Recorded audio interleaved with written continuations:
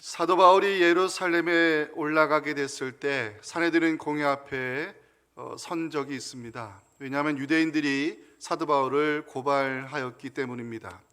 사도행전 22장 30절 보시면, 이튿날 천부장은 유대인들이 무슨 일로 그를 고발하는지 진상을 알고자 하여 그 결박을 풀고 명하여 제사장들과 온 공회를 모으고 바울을 데리고 내려가서 그들 앞에 세우니라.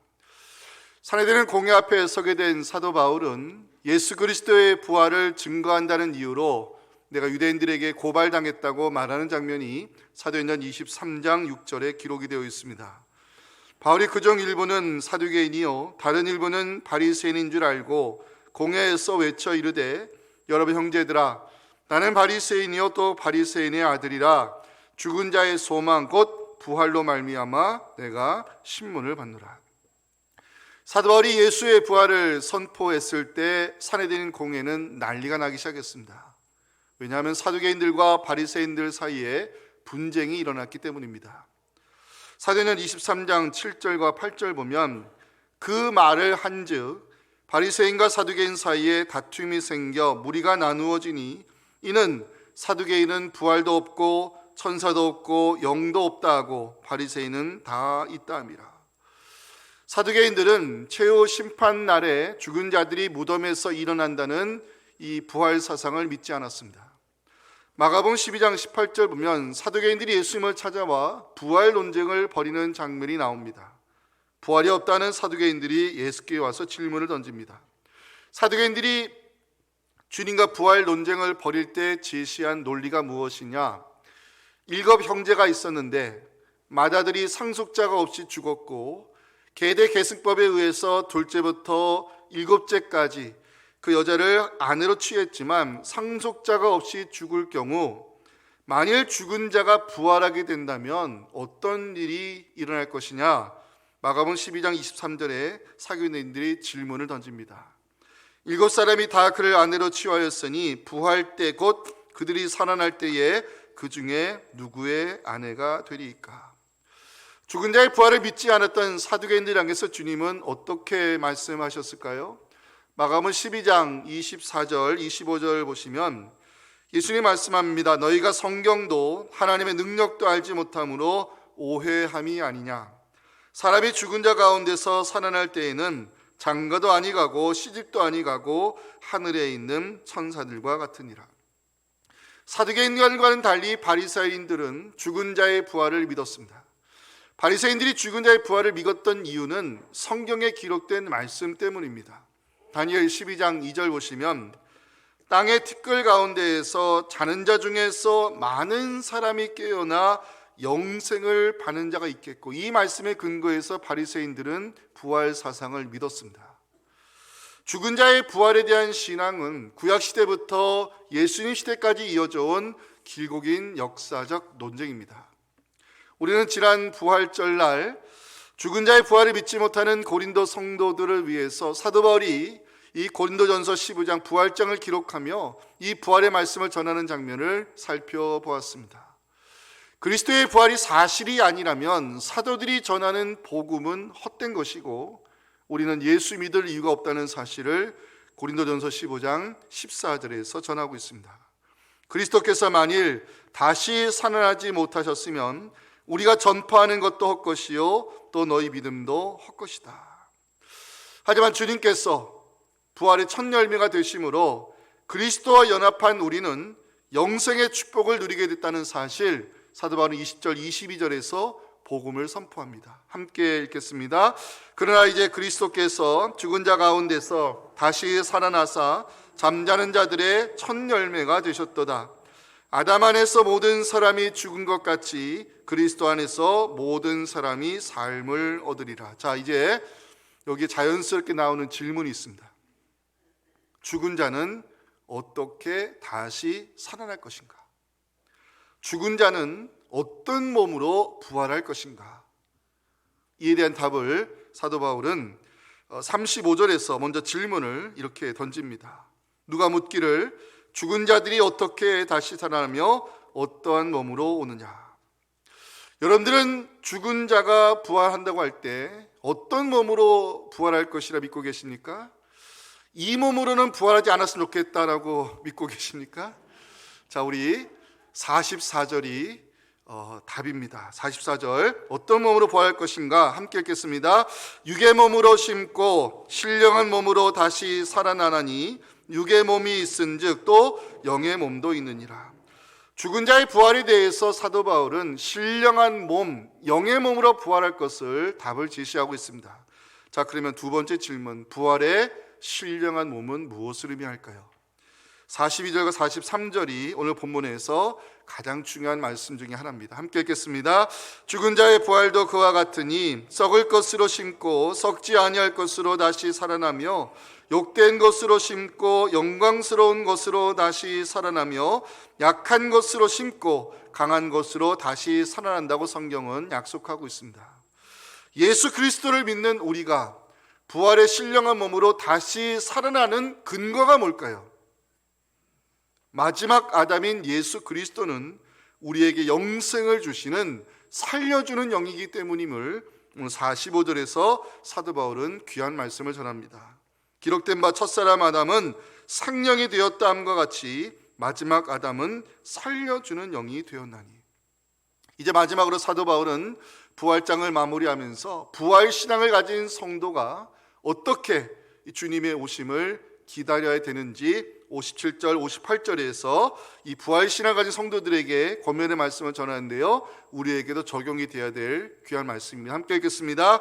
우리 주 예수 그리스도로 말미암아 우리에게 승리를 주시는 하나님께 감사하노니 그러므로 내 사랑하는 형제들아 견신하며 흔들리지 말고 항상 주의 일에 더욱 힘쓰는 자들이 되라. 이는 너희 수고가 주 안에서 헛되지 않은 줄 알미라. 아멘. 이제 오늘 고린도전서 15장을 마무리하면서 하나님께서 이 본문의 말씀을 통해 우리에게 어떤 소망의 메시지를 들려주실까? 첫째는 그리스도 안에 있는 자는 부활의 신령한 몸으로 다시 살아난다고 사도 바울은 첫 번째 메시지를 전해줍니다. 사도 바울은 죽은 자의 부활을 믿지 못하는 고린도 성도들에게 주님께서 잠자는 자들의 첫 열매가 되셨다고 부활의 주님을 선포했습니다.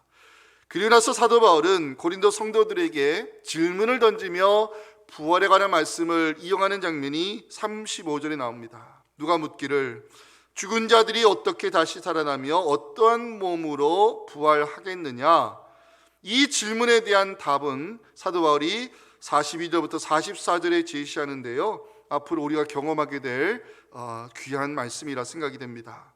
죽은 자의 부활도 그와 같으니 썩을 것으로 심고 썩지 아니할 것으로 다시 살아나며 욕된 것으로 심고 영광스러운 것으로 다시 살아나며 약한 것으로 심고 강한 것으로 다시 살아나며 욕의 몸으로 심고 신령한 몸으로 다시 살아나나니 육의 몸이 있은즉 또 영의 몸도 있느니라. 아멘. 예수 그리스도를 믿는 우리 어떤 몸으로 부활하게 될까요? 첫째는 썩지 아니할 몸으로 부활할 것을 성경은 말씀합니다. 우리의 몸은 언젠가는 죽음을 맞이하게 됩니다. 육신의 시기가 멈추는 날, 그날이 바로 사망 선고받는 날입니다. 하나님께서 우리의 영과 목숨을 거두시게 되면 우리의 육신은 흙으로 돌아가게 될 것을 욥기 34장 14절 15절에 말씀합니다. 그가 만일 뜻을 정하시고 그의 영과 목숨을 거두실진데 모든 육체가 다 함께 죽으며 사람은 흙으로 돌아가리라. 하지만 사도 바울은 그리스도 안에 있는 자는 썩을 것으로 심고 썩지 아니할 몸으로 다시 부활할 것을 42절에서 선포하고 있습니다. 죽은 자의 부활도 그와 같으니 썩을 것으로 심고 썩지 아니할 것으로 다시 살아날 것이다. 제가 이 42절부터 44절까지를 여러 번 읽고 묵상하는 가운데 심고라는 단어가 무려 4번이나 등장한다는 것을 알게 됐습니다. 심는다는 것은 사람의 몸이 죽어 땅에 장사되는 그 죽은 자의 시체를 땅에 묻는 것을 심다라고 성경은 표현하고 있어요. 사람의 몸이 땅에 죽어 심기게 되는 것은 누구도 거역할 수 없는 자연의 법칙이라는 것입니다. 하지만 그리스도 안에 있는 자는 썩을 몸을 땅에 심고 썩지 아니할 몸으로 다시 부활할 것을 성경은 약속하고 있습니다. 예수의 부활을 믿는 우리가 썩지 아니할 몸으로 다시 살아나야 되는 이유가 있습니다. 50절 말씀 때문입니다.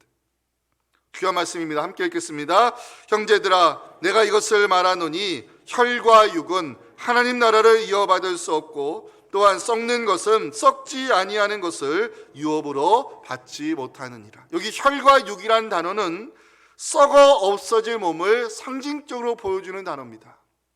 인간의 썩을 몸은 영원한 하나님의 나라를 담을 수 없습니다. 예수 그리스도의 부활을 믿는 성도는 썩지 아니할 몸으로 다시 살아나 영원한 하나님의 나라를 유업으로 차지하게 될 것을 성경은 말씀하고 있습니다. 두 번째, 예수의 부활을 믿는 우리는 어떤 몸으로 부활할까? 영광스러운 몸으로 다시 살아날 것을 43절에서 말씀합니다. 욕된 것으로 심고 영광스러운 것으로 다시 살아나며. 여기 욕된 몸이라는 것은요, 죄악된 행위를 통하여 하나님의 형상을 더럽히는 죄 짓는 몸을 가리킵니다. 제가 며칠 전 대법원 전원합의체에서 군대에서 동성간에 성행위를 한 그 두 사람을 죄가 없다고 판결한 신문을 읽게 되었습니다. 깜짝 놀라서 판결 이유를 봤더니 동성간의 성행위가 사적인 공간에서 일어났고 두 사람의 합의하에 성관계를 맺었기 때문에 대법원은 그 동성간의 성행위를 무죄로 판결했습니다. 세상은 동성간의 성행위를 죄가 없다고 판결하고 있지만 성경은 그렇게 판결하고 있지 않습니다. 로마서 1장 26절 27절 보시면 이 때문에 하나님께서 그들을 부끄러운 욕심에 내버려 두셨으니 그들의 여자들도 순리대로 쓸 것을 바꾸어 영리로 쓰며 그와 같이 남자들도 순리대로 여자 쓰기를 버리고 서로 향하여 음욕이 부리뜨라매 남자가 남자와 더불어 부끄러운 일을 향하여 그들의 그릇 때문에 상당한 보응을 그들 자신이 받았느니라. 소돔과 고모라가 불의 심판을 받은 이유는 몸으로 짓는 죄에 대하여 하나님이 분노하셨기 때문입니다. 하지만 그리스도 안에 있는 성도는 죄 짓는 몸이 죽고 영광스러운 몸으로 다시 살아날 것을 말씀하고 있습니다. 사랑하는 성도 여러분, 그리스도의 부활을 믿는 우리는 더 이상 마귀의 유혹에 넘어지지 않는 영광스러운 몸으로 다시 살아나 하나님의 이름을 영화롭게 하며 천국의 영원한 기쁨을 누리게 될 것을 여러분들 믿으시기 바랍니다. 세 번째, 예수의 부활을 믿는 우리는 어떤 몸으로 부활할까? 강한 몸으로 다시 살아날 것을 43절에서 마지막에 말씀합니다. 약한 것으로 심고 강한 몸으로 다시 살아나며. 우리의 육신에는요, 약함이라는 것이 있습니다. 제가 병원에 신방을 가면 항상 보는 것이지만 비어있는 침대를 제가 거의 보지 못했습니다. 항상 느끼는 것이지만 인간이 육신의 질병 앞에 얼마나 연약한 존재인지를 보여주는 현장이 병원인 것 같아요. 저도 고혈압이 있어가지고 3개월에 한 번씩 혈압약을 타려고 내과를 가보면 단 한 번도 대기자가 없는 것을 본 적이 없습니다. 사람을 보면 언제나 질병을 인한 약함이 존재한다는 것 우리가 인정하고 있습니다. 그러나 성경은 그리스도 안에 있는 자는 그 약한 몸이 죽고 강한 몸으로 다시 살아날 것을 약속하고 있습니다. 더 이상 육신의 질병 때문에 고통당하지 않아도 될, 더 이상 이 마음의 질병 때문에 괴로움당하지 않아도 될 강한 몸으로 다시 살아나 천국의 생명수를 마시며 천국의 생명나무를 먹고 영생하게 될 것을 요한계시록은 말씀하고 있는 것입니다. 마지막 네 번째, 예수의 부활을 믿는 우리는 어떤 몸으로 부활할까? 자, 우리 44절 한 번 더 읽겠습니다. 시작. 육의 몸으로 심고 신령한 몸으로 다시 살아나나니 육의 몸이 있은즉 또 영의 몸도 있느니라. 아멘. 자, 신령한 몸, spiritual body, 뭘 의미할까요? 여러분들 어떻게 이해하고 계십니까? 이 신령한 몸을 찾아봤더니 헬라어로 풀어드리면, 잘 들으세요, 하나님의 영에 의해 되살아난 new body, 새 몸이란 뜻을 가지고 있습니다. 부활의 신령한 몸이라는 것은요, 우리가 지금까지 경험했던 우리의 몸과는 완전히 다른 새 몸으로 부활할 것을 성경은 약속하고 있어요. 사도 바울은 이 부활의 신령한 몸을 증거하면서 우리에게 어떤 메시지를 들려주는 것일까? 예수 그리스도는 우리에게 영원한 생명을 주시는 살려주는 영이라는 말씀을 45절에서 선포하고 있습니다. 우리 45절 중요한데 함께 읽겠습니다. 시작. 기록된 바 첫사람 아담은 생명이 되었다함과 같이 마지막 아담은 살려주는 영이라고 사도 바울은 전합니다. 여기 첫사람 아담을 가리켜 사도 바울은 생명이 되었다라고 표현하고 있지요. 아담이 생명이 되었다는 것은 하나님께서 그 코에 생기를 불어넣어 주심으로 살아있는 존재, 생명 있는 존재가 되었다는 뜻입니다. 그런데 죄지은 아담은 살아있는 존재에서 죽을 수밖에 없는 존재가 되어서 그 육신이 흙으로 돌아가는 것이 성경이 전한 법칙입니다. 그러나 사도 바울은 마지막 아담이신 예수 그리스도를 가리켜서 살려주는 영이라고 우리에게 전하고 있어요. 살려주는 영이라는 것은 생명을 주는 영이란 뜻인데, 주님께서 죽음을 이기시고 부활하셨기 때문에 그 예수 그리스도를 믿는 우리에게 주님께서는 살려주는 영이 되셔서 우리에게 생명을 주는 영이 되셔서 우리에게 영생의 문, 천국의 문을 열어주실 것을 성경은 말씀하고 있는 것입니다. 사랑하는 성도 여러분, 우리가 믿는 예수 그리스도가 살려주는 영이심을 믿으시기 바랍니다. 예수의 부활이 나의 부활이 될 것을 믿을 때 성령께서는 우리에게 살려주는 영을 허락하심으로 영생의 문, 천국의 문을 하나님이 열어주실 것을 성경은 약속하고 있는 것입니다. 자, 중요한 것은 그 영원한 하나님의 나라는 누가 들어갈 수 있을까요? 잘 들으세요. 오늘 성경에서는 사도 바울이 하늘에 속한 이의 형상을 입은 자만 하나님에 들어갈 수 있다고 표현하는데, 하늘에 속한 이의 형상은 바로 그리스도의 형상입니다. 예수의 부활을 우리가 믿을 때 우리 안에 그리스도의 형상이 회복되어서 그 살려주는 영이신 예수님과 함께 하나님 나라에 우리 들어가 영원한 천국의 기쁨을 누릴 것을 48절, 49절은 우리에게 말씀하고 있습니다. 함께 읽겠습니다.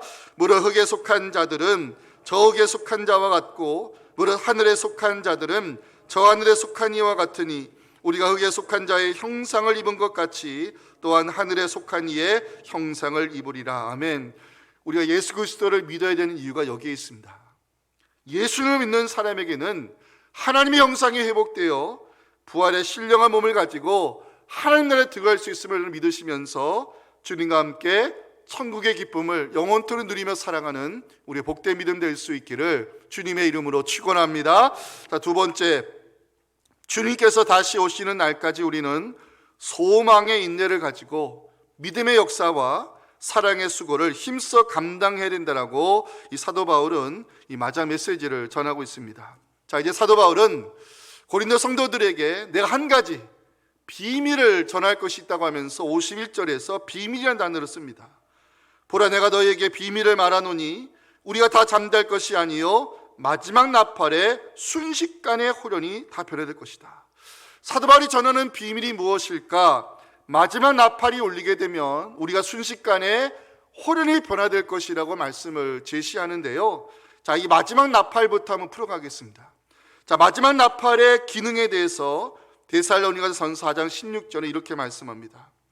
주께서 어령과 천사장의 소리와 하나님의 나팔 소리로 친히 하늘로부터 강림하시리니 그리스도 안에서 죽은 자들이 먼저 일어날 것이다. 그리스도의 재림을 알리는 것이 마지막 나팔입니다. 여러분, 마지막 나팔이 되면 어떤 일이 일어날까요? 요한계시록 10장 7절 마지막을 주목해 보시기 바랍니다. 일곱째 천사가 소리내는 날 마지막 나팔을 불려고 할 때에 하나님이 그의 종 선지자들에게 전하신 복음과 같이 하나님의 그 비밀이 이루어지리라.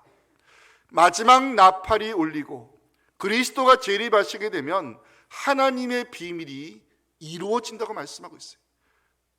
하나님의 비밀이 뭘까요? 다 함께 52절, 53절 말씀을 읽도록 하겠습니다. 시작. 나팔 소리가 나매 죽은 자들이 썩지 아니할 것으로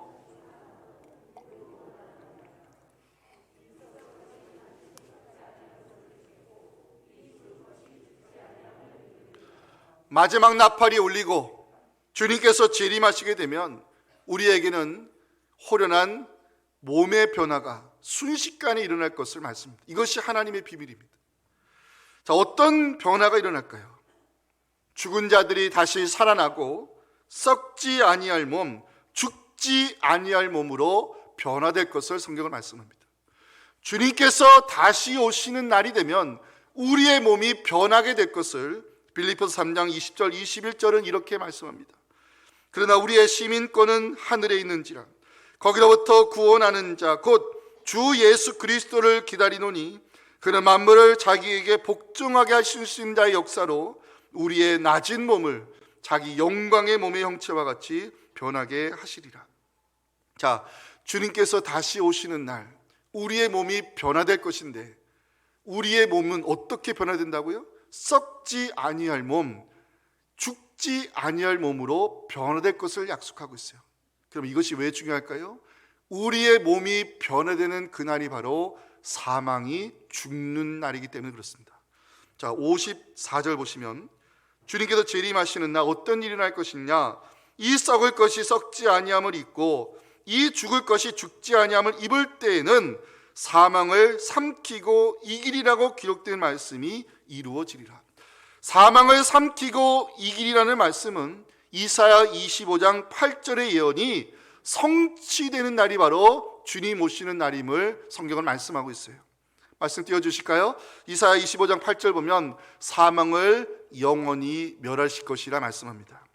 사도 바울은 부활장을 기록하면서 주님께서 다시 오시는 날, 그날이 바로 사망이 영원토록 멸망받는 날이 될 것을 26절에서 선포하고 있습니다. 맨 나중에 멸망받을 원수는 사망이니라. 말씀 띄워주세요.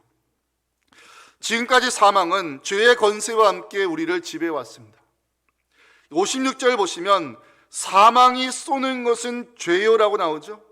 여기 쏜다는 것은 이 전갈이 가지고 있는 치명적인 독침을 가리키는 표현인데 죄와 사망이 가지고 있는 파괴력을 보여주고 있습니다.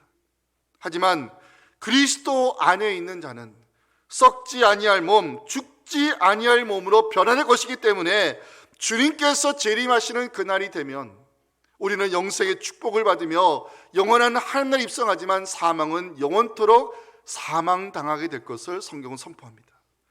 이제 마지막으로 사도 바울은 부활신앙을 가진 성도가 이 땅에 있는 동안에 어떻게 살아야 되는지 세 가지 권면의 말씀을 전하는데 오늘 부활장을 마무리하면서 우리 57절, 58절을 우리에게 주시는 적용의 말씀으로 함께 읽겠습니다. 시작. 우리 주 예수 그리스도로 말미암아 우리에게 승리를 주시는 하나님께 감사하노니 그러므로 내 사랑하는 형제들아 견실하며 흔들리지 말고 항상 주의 일에 더욱 힘쓰는 자들이 되라. 이는 너희 수고가 주 안에서 헛되지 않은 줄 알미라. 아멘. 자, 우리 부활신앙을 가진 자가 이 땅에 사는 동안 어떻게 살아야 될까? 첫째는 감사의 마음을 가지고 살아야 한다는 것입니다. 며칠 전에 저희 딸이 저를 한심스러운 눈빛으로 한참 쳐다본 후에 제 몸을 딱딱 재더니 3등분이래. 이렇게 머리, 배, 다리, 머리, 배, 다리. 요즘 이제 코로나 때문에 제가 운동을 좀 안 했더니 좀 몸무게가 불어난 건 사실인데 너무 감사한 것은 이 몸으로 다시 부활하지 않는다는 것이 얼마나 감사한지 모릅니다. 여러분들, 우리가 이 부활신앙을 가진 자의 첫 번째 기본적인 신앙의 자세는 감사합니다. 왜 그럴까요? 썩을 몸이 죽고 썩지 아니할 몸으로 하나님 다시 살려주기 때문입니다. 욕된 몸이 죽고 영광스러운 몸으로 우리가 영원한 하나님 나라에 들어가기 때문에 그렇습니다. 마지막, 약한 몸이 죽고 강한 몸으로 다시 살아날 것을 성경은 약속하고 있습니다. 그렇기 때문에 여러분들, 예수의 부활이 나의 부활이 될 것을 믿는 것은 얼마나 감사한지 모릅니다. 아무리 부활의 복음을 전해도 이 죽은 자의 부활을 믿지 못하는 사람들이 얼마나 많은지 모릅니다. 이 부활의 신앙을 가지고 주님 오시는 날 우리의 이 죄짓는 몸, 썩을 몸, 욕된 몸, 약한 몸을 영광스러운 몸으로 다시 변화시켜 주셔서 영원한 천국으로 인도해 주실 그 하나님께 감사의 마음을 가지고 살아가는 우리 모두가 되었으면 좋겠습니다. 두 번째, 부활신앙을 가진 성도에게 주시는 권면의 말씀은 흔들림 없는 신앙을 가지고 살 것을 58절에 사도 바울이 권면합니다. 58절 보면 견실하며 흔들리지 말고라는 표현이 있죠. 사도 바울이 고린도전서 15장 부활장을 기록한 이유가 뭐죠? 이 고린도 교회에 들어온 거짓 형제들이 다른 복음을 전했기 때문입니다. 거짓 형제들은 기독교의 탈을 쓰고 유대교 교리를 전하면서 율법의 행위로 돌아가야 된다고, 그리고 구원의 조건으로 할례를 제시했습니다. 이 헬라 문화와 철학의 영향을 받은 고린도 지역의 성도들은 그 다른 복음을 들으면서 사도들이 전한 오리지널 복음을 내려놓기 시작했습니다. 그리고 믿음이 흔들리기 시작했습니다. 급기야 고린도 성도들 가운데는 죽은 자의 부활을 믿지 못하는 사람들이 생겨났습니다. 이 문제를 해결하기 위해 사도 바울은 복음이라는 단어로 시작하며 부활장을 기록하고 있습니다. 사도들이 선포했던 복음, 우리 고린도전서 15장 3절 4절 말씀을 다시 한번 읽기 원합니다. 시작.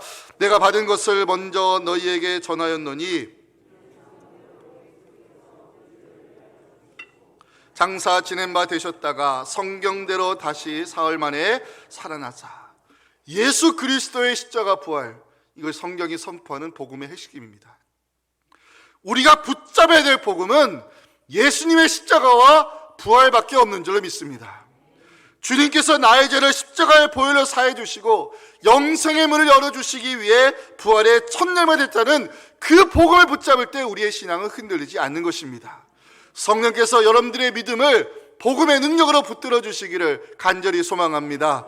마지막 부활의 신앙 가진 성도들이 주는 권면의 말씀은 주의 일에 더욱 힘쓰는 자들이 되라고 58절에서 이 말씀을 기록하며 사도 바울은 부활장을 마무리합니다. 함께 읽겠습니다. 시작. 그러므로 내 사랑하는 형제들아, 견실하며 흔들리지 말고 항상 주의 일에 더욱 힘쓰는 자들이 되라. 이는 너희 수고가 주 안에서 헛되지 않은 줄 알미라. 아멘. 여행 좋아하시는 분들 중에 욕지도 갔다 오신 분 한번 손 들어주세요. 욕지도. 김영희 집사님 다녀오셨어요? 거기 할머니 만나셨어요? 못 만나셨어요? 이 욕지도 가시면 유명한 그 할머님이랑 따님이 사는 지역이 있는데, 제가 그 소문 듣고 욕지도 갔을 때 깜짝 놀랐어요. 새 예루살렘을 이제 건축하고 계시더라고요. 그래가지고 이 교회당도 있고 뭐 새 예루살렘 편말도 있고 그래서 목사인 제가 이 관심을 가지고 접근했더니 그 할머님이 방에서 킹 제임스 버전 성경을 가져오셔가지고 창세기부터 요한계시록까지 쭉 이렇게 이야기를 하시면서 이 말씀의 근거에서 자기는 재림의 주를 모시기 위해서 새 예루살렘을 여기다 건축하고 있다고 설명을 하시더라고요. 성경을 좀 많이 읽기는 하셨지만 이 신학적으로 이렇게 바르게 성경을 해석하고 있지는 않으셔서 안타까운 마음에 그분의 이 부활 신앙, 재림 신앙을 좀 바로잡아주기 위해서 30분 동안 제가 또 일치월장하게 또 성경을 연설을 해드렸더니 그분이 하시는 말씀이 뭐 하는 분이세요? 라고 물어보시더라고요. 여러분 잘 들으세요. 이 재림 신앙이라고 하는 것은, 부활 신앙이라고 하는 것은 현실을 도피하는 신앙이 아닙니다. 58절 말씀을 다시 봐주실까요? 내 사랑하는 형제들아, 견실하며 흔들리지 말고 항상 주의 일에 더욱 힘쓰는 자들이 되라고 말씀합니다. 자, 부활 신앙을 가진 우리가 왜 주의 일에 힘을 써야 될까요? 잘 들으세요. 다시 오실 주님 앞에 부끄럽지 않은 모습으로 서야 하기 때문에 그렇습니다. 부활 신앙을 가진 우리가 왜 주의 일에 힘쓰는 자가 되어야 될까요? 주님 오시는 그날이 바로 우리의 수고를 갚아주는 날이기 때문에 그렇습니다. 이제 오늘로써 부활장을 마무리하면서 여러분들에게 마지막 드리고 싶은 말씀이 있습니다. 우리 예배 시간에 날마다 고백하는 사도신경 중에 나는 몸의 부활과 영생을 믿습니다라고 고백하고 있습니다. 여러분들은 주님께서 다시 오시는 그날 우리의 몸이 썩지 아니할 몸, 죽지 아니할 몸, 부활의 신령한 몸으로 다시 살아날 것을 믿으십니까? 그날이 오기까지 소망의 인내를 가지고 믿음의 역사와 사랑의 수고를 잘 감당하셔서 주님 오시는 날 영광스럽게 맞이하는 우리 모두가 될 수 있기를 주님의 이름으로 축원합니다. 하나님 아버지 감사합니다. 아무리 믿고 싶어도 믿지 못하는 것이 2000년 전에 예수님의 십자가 부활 사건일진데 성령께서 우리의 마음에 믿음을 심어주시고 2000년 전 예수의 십자가 부활이 나의 구원을 위한 사건으로 믿게 하심을 감사드립니다. 이 복음을 붙들고 흔들리지 않은 믿음을 가지고 주님 오시는 그날까지 믿음의 역사와 사랑의 수고를 능히 감당하여서 주님 앞에 부끄럽지 않은 모습으로 서게 도와주시옵시고, 그날 우리의 수고를 영원한 천국으로 갚아주시는 주님께 감사와 영광을 올려드리는 우리의 복된 믿음이 되게 하여 주시옵소서. 예수님의 이름으로 기도하옵나이다. 아멘. 지금은 우리 구주 예수님의 은혜와 우리의 거룩한 수고를 영원한 천국으로 갚아주실 하나님 아버지의 크신 사랑과 성령의 동행하심이 오늘 주신 이 부활의 말씀을 가지고 삶의 자리로 돌아가 내게 맡겨주신 주의 일을 더욱더 힘쓰는 자가 되어서 주님 오시는 그날 부끄럽지 않은 모습으로 주님을 영광스럽게 맞이하며 우리의 수고를 귀한 천국으로 갚아주시는 하나님께 감사와 영광 올려드리기 원하는 우리 사랑하는 성도들의 가정과 우리 자녀들의 신앙과 우리를 섬기는 교회와 나라 민족 위에, 그리고 우리 환우분들 위에 지금부터 영원토록 함께 하시기를 간절히 축원하옵나이다. 아멘.